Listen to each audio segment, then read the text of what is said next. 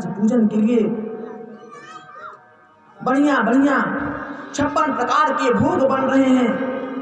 रसगुल्ला है, राजभोग, गुलाब जामुन, चमचम, पकौड़ी, कढ़ी, जलेबी, समोसा, माखन, मिश्री सब तैयार किया गया और बैलगाड़ी पे रखना प्रारंभ हुआ।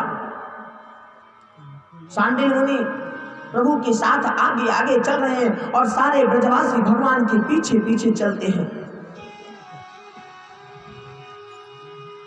वृंदावन से सीधे गोवर्धन की ओर चले जा रहे हैं। 7 कोस दूर है और जैसे ही गिरिराज जी के पास आए, प्रभु बोले, ये हैं हमारे गिरिराज जी।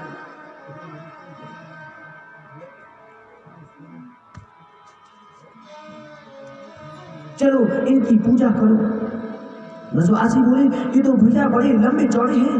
हाँ तो भगवान बोले, अब चलो स्नान कराओ।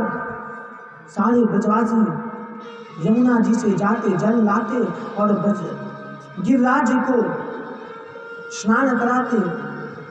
सुबह 4 बजे भोर से शाम हो गई, लेकिन अभी तक महाराज गिरिराज जी का चरण भी नहीं धो पाया। ब्रजवासी थक गए, बोले, कन्हैया तेरे गिरिराज जी को नहाने में बड़ा चल लगता है, हम तो थक गए। भगवान ने कहा, ऐसा है, सभी अपने आंखों को बंद करो। और जैसे ही ब्रजवासियों ने अपने नेत्रों को बंद किया, भगवान ने माता गंगा का आवाहन किया और माता गंगा स्वयं वहां पर विराज गई। बोलिए मानसी गंगा महारानी की। उनका मानसी गंगा नाम ही पड़ गया। अब तो बड़े भाव से ब्रजवासी स्नान कराने लगे। सांडिल मुनि मंत्रोच्चार करके 150 से भगवान का पूजन कराया। भगवान बोले, इससे पहले कि गिरिराज भगवान प्रसाद पावे, चलिए इनकी परिक्रमा लगा के आते हैं। सारे ब्रजवासी भगवान गिरिराज महाराज की परिक्रमा के लिए तैयार हुए। और देखिए गिरिराज जी का रूप कैसा है। स्वयं श्री कृष्ण एक रूप से सबके सामने खड़े हैं और दूसरा रूप बना करके गिरिराज जी के ऊपर चतुर्भुज धारण करके स्थापित हो जाते हैं। बोलिए गिरिराज महाराज की। अब तो बड़ा सुंदर गिरिराज की परिक्रमा लगना प्रारंभ हुआ। बोलिए गोवर्धन महाराज की।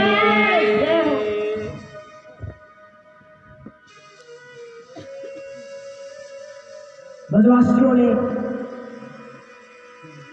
गिरिराज जी की बड़ी सुंदर परिक्रमा लगाई। परिक्रमा के बाद गिरिराज महाराज कहते हैं, लाओ ब्रजवासियों, लाओ मुझे भोग पवाओ। प्रत्यक्ष रूप से है।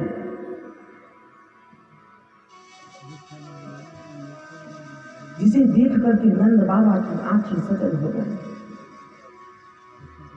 कहते हैं, लाला इतने वर्षों से इंद्र की पूजा कर रहे हैं हम, लेकिन आज तक उनका दर्शन न हुआ। देखो तो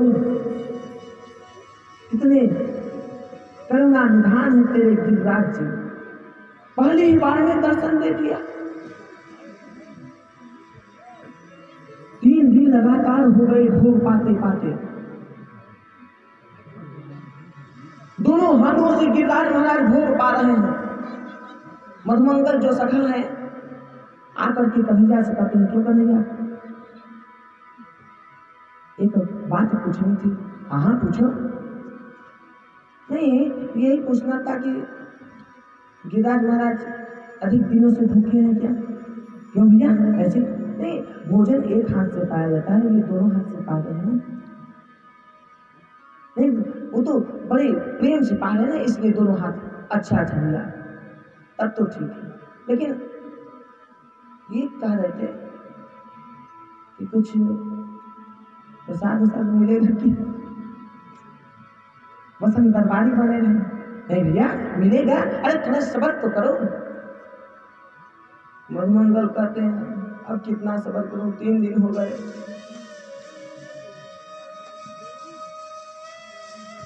आप ही पूजे, आप ही पूजा। एक रूप से भगवान ब्रजवासियों के सामने हैं और दूसरे रूप से खुद प्रसाद पा रहे हैं। ब्रजवासी सभी जयकारा लगा रहे हैं। इतना जोर से जयकारा हुआ, इंद्र के पास इंद्रलोक में शोर हुआ। इंद्र ने कहा ये जयकारा कैसा? नारद जी कहते हैं ये जयकारा नहीं, ये तुम्हारे पत्ता साफ होने की ध्वनि है। मतलब अरे एक छोटे से बच्चे ने तुम्हारी पूजा बंद करा दी। क्या? मेघमालाओं को इंद्र ने निर्देश दिया, जाओ पूरे ब्रजमंडल को बहा लो, कुछ भी बचे ना। मेघमाला आई और वहां प्रलयंकाल की वर्षा होने लगी। ब्रजवासी सभी रोते रोते भगवान की शरण में गए, देख लल्ला अब हमारी रक्षा कर। इंद्र कुपित हो गए। कन्हैया बोले आप चिंता न करो, सभी लोग सबसे पहले अपने नेत्रों को बंद करो और गिरिराज जी का ध्यान करो। सभी ने नेत्र बंद किए और जैसे ही खोल करके देखते हैं प्रभु ने बाएं हाथ पर गिरिराज को उठा लिया है, इकन्नी अंगुली के ऊपर। बोले गजराज भगवान की। प्रभु ने बाएं हाथ की इकन्नी अंगुली की नख पर गिरिराज जी को धारण किया। उस समय प्रभु का उम्र 7 साल का था।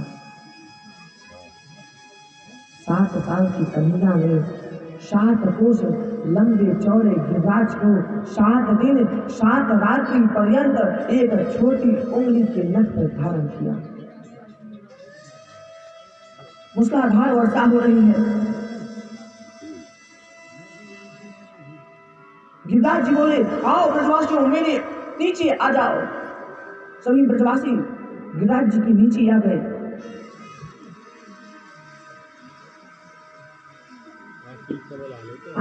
तेल डाल देना थोड़ा दीपक में। ब्रजवासियों ने कहा लल्ला 7 दिन से तुमने अकेले ही इस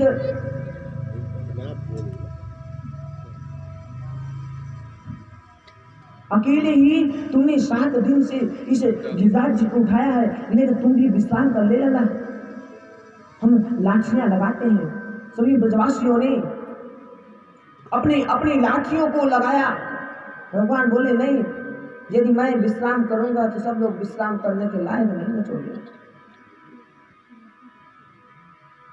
अच्छा तेरी पतली सी उंगली के ऊपर गिरिराज जी हैं और हमारी इतनी मोटी मोटी लाठियां किसी काम की नहीं। भगवान ने कहा ठीक है जैसी आपकी मर्जी। भगवान ने अपने उंगली को थोड़ा ढीला करना प्रारंभ किया और जैसे ही ढीला करने लगे भगवान, सभी ब्रजवासियों की लाठियां जो थी एक एक करके चटक करके टूट गई।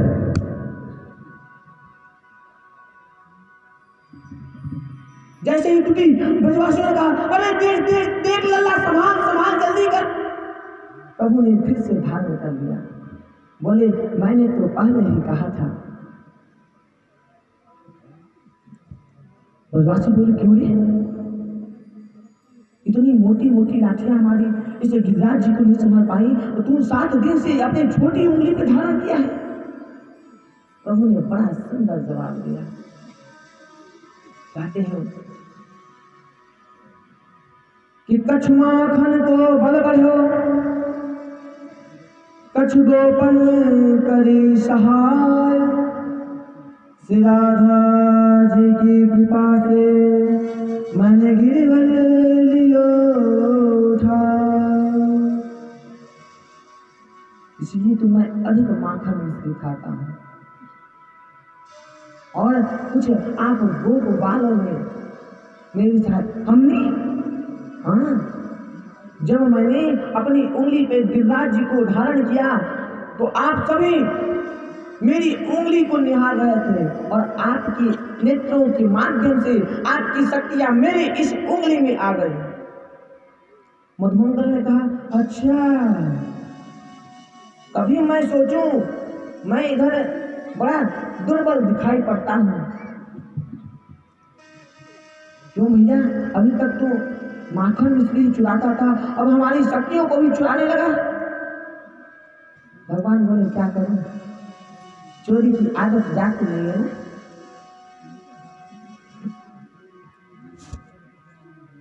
इन्होंने अपने सैनिकों को भेजा, जाओ देखो यदि वृंदावन बह गया हो तो वर्षा बंद कर दो।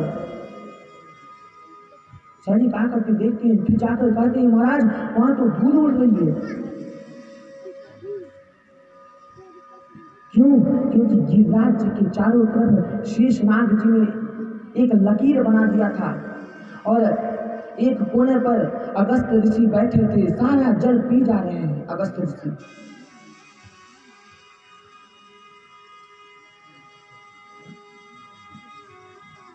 राजा परीक्षित बोले, महाराज अगस्त ऋषि?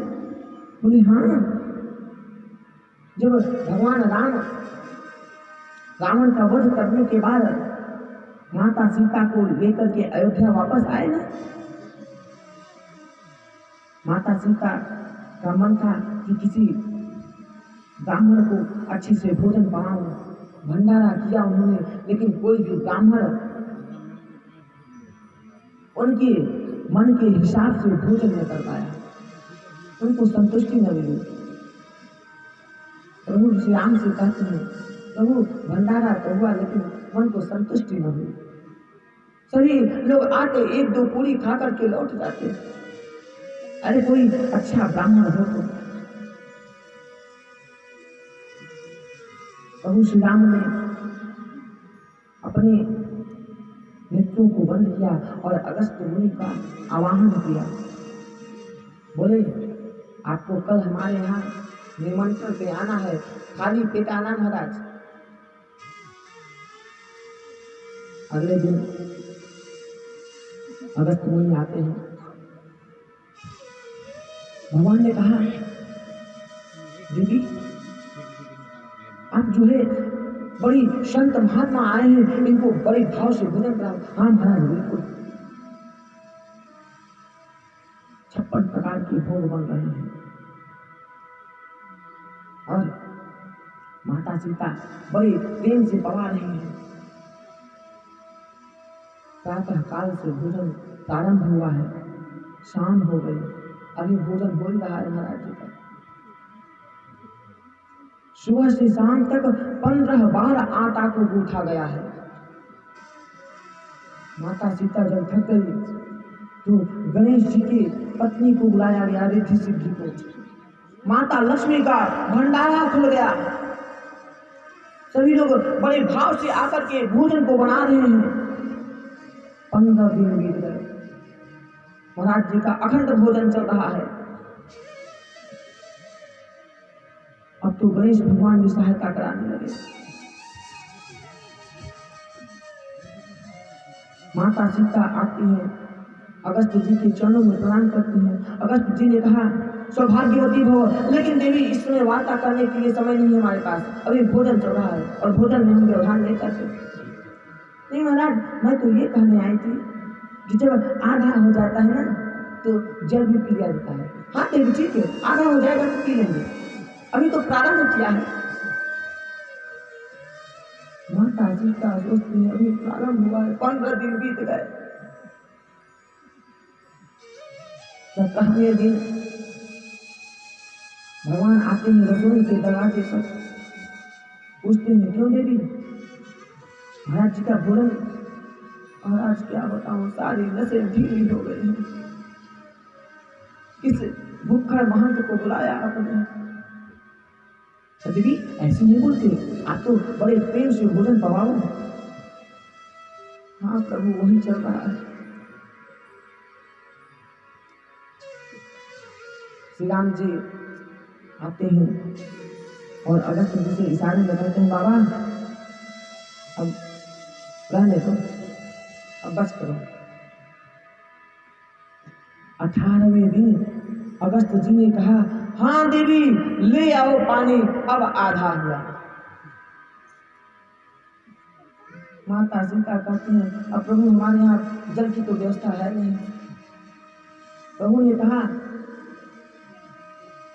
अरे आप तो संत हो, आप एक युग में भोजन करते हो तो दूसरे युग में जल पी लेना। अगस्त जी ने कहा ठीक है जैसी आपकी मर्जी, और वहां से अगस्त जी चले गए। तो जब इंद्र ने वर्षा प्रारंभ कराया ना, भगवान श्री कृष्ण ने अगस्त जी को याद किया, आओ बाबा अब जितना जल पीना है पी लो। तो इंद्र के मेघमालाओं ने जितना भी वर्षा किया सब अगस्त ऋषि एक ही बार में पीते चले जा रहे हैं। वृंदावन में तो धूल उड़ रही है। ये सब देख करके इंद्र आते हैं और प्रभु के चरणों में बार बार विनती करते हैं, लेकिन प्रभु ने यहाँ इंद्र को क्षमा कर दिया। परीक्षित ने पूछा महाराज इसके पहले आपने कथा सुनाई थी कि ब्रह्मा ने भी क्षमा याचना किया, ब्रह्मा को नहीं किया क्षमा और इंद्र को क्यों किया? सुखदेव जी बोले राजन क्योंकि ब्रह्मा ने उनके मित्रों को प्रभु से दूर किया था, इसलिए उनको क्षमा नहीं मिली।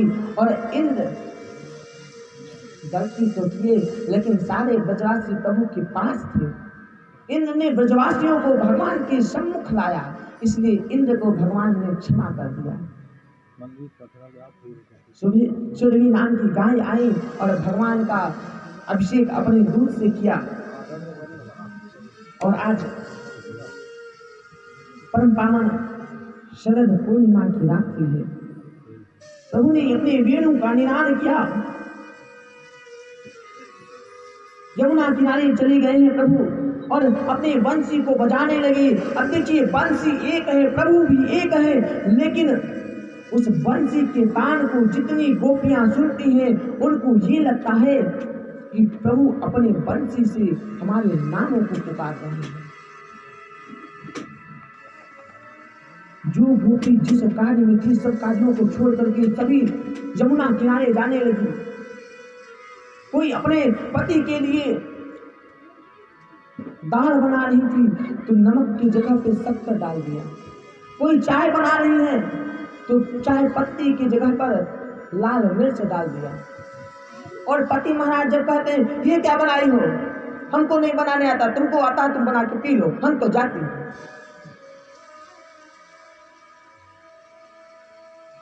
कोई तो रोटी सेक रही थी, उसके ससुर ने मांगा बहू एक और रोटी देना। बहू ने जलते हुए कंधा को उठाया और ससुर जी की थाली में रख दिया और वहां से चली गई। ससुर जी ने सोचा हो सकता है आटा समाप्त हो गया हो और अपने हाथों को धो करके ससुर जी बेचारे सोने चले गए। सभी गोपियां चारों दिशाओं से यमुना किनारे चली आ रही हैं। प्रभु ने स्वागत किया और बोले कि स्वागतम वो महाभागा प्रियहतिम करवापिवः ब्रजस्यानामयं कश्चित् भूतागमन कारणम्। स्वागतम आप सभी का स्वागत है, लेकिन देवी इस मध्य रात्रि में आप लोग यहाँ पे आई हो, आने का कारण तो बताना पड़ेगा। गोपियों ने कहा क्या कारण भी बताना पड़ेगा? अरे प्रभु हम अपने सभी सगे संबंधियों को छोड़ करके आपकी शरण में आए हैं और आप कहते हो क्यों आई हो? ये गोपियां ऐसा नहीं करते। इसे घोर रात्रि में तुम घर से अकेली आ गई, लौट जाओ घर को। तुम्हारे पतियों को, बच्चों को तुम्हारी चिंता होती होगी। बोले प्रभु हम सबको छोड़ के आए हैं, हम अब नहीं जा सकते। और आत्मा का जो पति है आपके अलावा कोई और हो सकता है क्या? प्रभु ने देखा गोपियों का प्रेम जो है मेरे प्रति निश्चल है। जितनी गोपियां थी उतने भगवान भी हो गए, अनेक रूप बना लिया भगवान ने, और स्वयं राधा रानी के साथ में मध्य में विराजमान हो गए और चारों तरफ अनेक गोपियों के साथ में। ये देख करके गोपियों के मन में अभिमान हो गया। देखो तो सही, सारे जगत को नचाने वाला आज हमारे उंगलियों के इशारे पर नाचता है। प्रभु ने कहा अभिमान करती है। और वहां से करते करते भगवान श्री किशोरी जी को साथ में लेकर के वहां से अंतर ध्यान हो गए।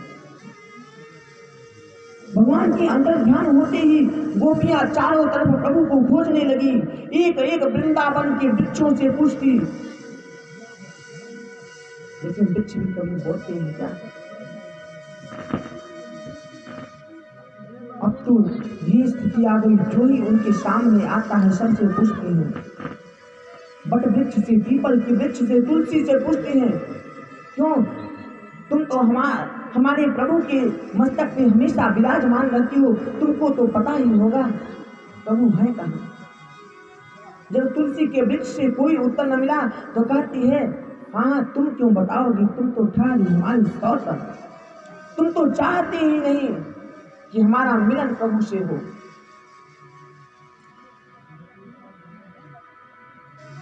जब किसी ने जवाब नहीं दिया तो स्वयं खोजने लगी, चारों दिशाओं में फैल गई गोपियां। और परिस्थिति ये हुई कि लाल मेरी लाल की जित देखूं तित लाल, लाल देखकर मैं गई और मैं भी हो गई लाल।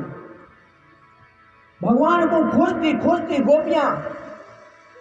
गोपियों को ये महसूस होता है कि हम स्वयं कृष्ण हैं, कृष्ण का अनुकरण करने लगे। कोई गोपी कहती है, आओ ब्रजवासियों मैंने कालिया नाग को मार दिया।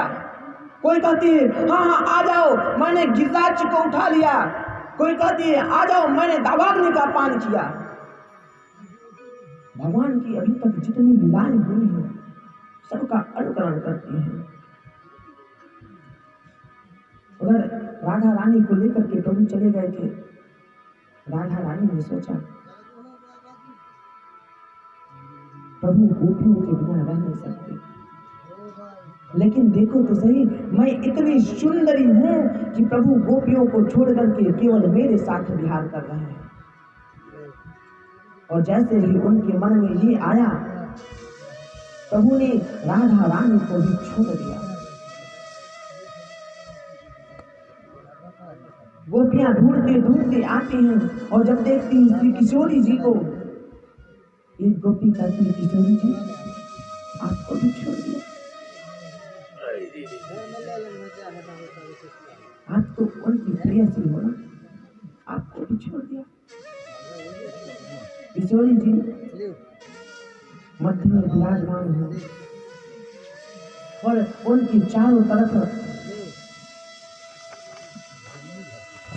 गोपियां उनको घेर लेती हैं और भगवान की विरह में भगवान को खोजते खोजते जब थक गई तो उनकी विरह में एक गीत गाती हैं जिसे हम गोपी गीत के नाम से जानते हैं।